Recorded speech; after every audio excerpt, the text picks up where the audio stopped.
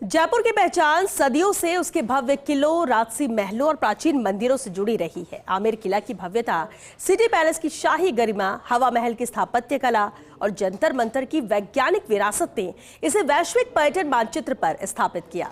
जल महल की झील के बीच स्थित छवि ने इसे रोमांटिक आकर्षण दिया, जबकि गोविंद देव जी मंदिर, गलता जी मंदिर और खोले के हनुमान जी मंदिर ने इसे आस्था की राजधानी के रूप में प्रतिष्ठित किया।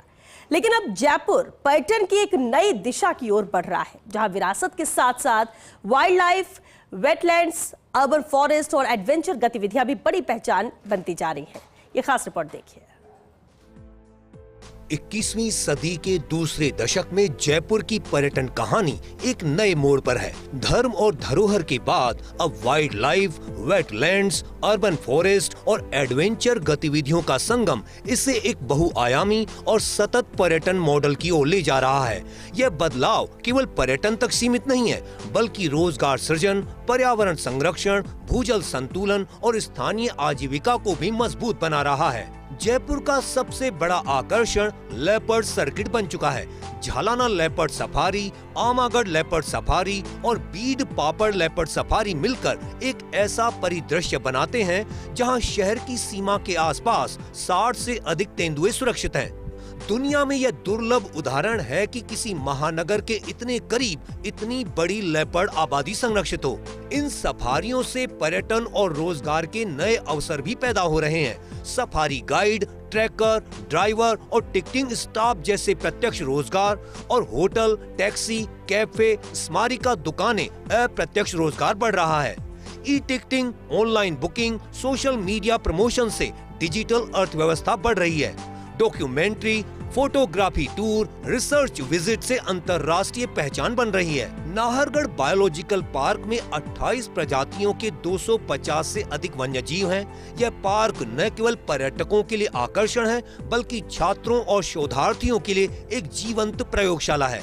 यहाँ आयोजित नेचर ट्रेल, इंटरप्रिटेशन सेंटर और वन्यजीव संरक्षण कार्यक्रम पर्यावरण शिक्षा को मजबूत करते हैं। कुंडा आमेर हाथी सफारी क्षेत्र में लगभग 75 हाथी पर्यटन से जुड़े हैं। पशु कल्याण मानकों के साथ यह मॉडल महावत परिवारों की आजीविका को स्थिर आधार देता है और विरासत वाइल्ड लाइफ अनुभव का अनूठा संगम प्रस्तुत करता है। जयपुर के आसपास वेटलैंड्स और झीलें पर्यावरणीय संतुलन की धुरी हैं।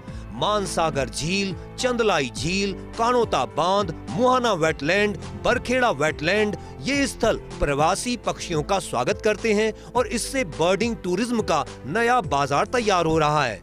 जयपुर के हरित क्षेत्र अब ग्रीन इंफ्रास्ट्रक्चर का रूप ले चुके हैं। कुलिश वन, गोविंदपुरा बीड़, सिल्वन पार्क, इनसे ऑक्सीजन उत्सर्जन, कार्बन डाइऑक्साइड अवशोषण, शहरी हीट आइलैंड प्रभाव में कमी, धूल और प्रदूषण में गिरावट, वनों की उपस्थिति से मानसून जल का अवशोषण बेहतर होता है, जिससे भूजल स्तर गिरने की गति धीमी होती है। आमेर मावठा में बोटिंग, मानसागर और कानोता में संभावित बोटिंग, ये जल पर्यटन को नया आयाम दे रहे हैं। Leopard safari, biological park, urban forest स्थलीय अनुभव को सशक्त करते हैं।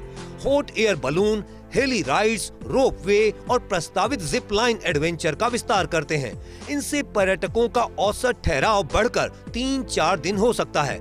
इससे प्रति पर्यटक खर्च और स्थानीय आय दोनों में वृद्धि होती है। झालाना से मुहाना तक, मानसागर से बरखेड़ा तक, कुलिश वन से गोविंदपुरा बीड़ तक हर क्षेत्र जयपुर को सांस दे रहा है, जल दे रहा है और रोजगार दे रहा है। धर्म, धरोहर, वाइल्ड लाइफ, वेटलैंड्स और एडवेंचर, इन 5 स्तंभों पर खड़ा जयपुर भारत का अग्रणी अर्बन इको टूरिज्म मॉडल बन सकता है। अगर संरक्षण, नीति और जन भागीदारी साथ चले तो जयपुर केवल पर्यटन का शहर नहीं रहेगा, बल्कि एक ऐसा जीवंत, संतुलित और सतत महानगर बनेगा जहां अर्थव्यवस्था सशक्त हो, पर्यावरण सुरक्षित हो और आने वाली पीढ़ियों के लिए प्राकृतिक धरोहर संरक्षित रहे। अपने गौरवशाली इतिहास और स्थापत्य के चलते जयपुर पर्यटकों की पहले से ही पहली पसंद रहा है, लेकिन अब एक ऐसी त्रिवेणी बहने लगी है जयपुर में जो पर्यटकों को काफ़ी ज़्यादा आकर्षित कर रही है। जी हाँ, स्थापत्य के अलावा अब अगर हम धार्मिक पर्यटन की बात करें या उससे भी आगे अगर हम वन्यजीव पर्यटन की बात करें तो जयपुर एक नई मिसाल पेश कर रहा है।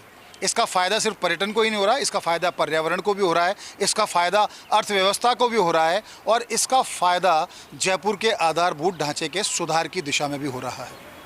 कैमरा पर्सन साहिल के साथ Nirmal Tiwari, First India News, Jaipur.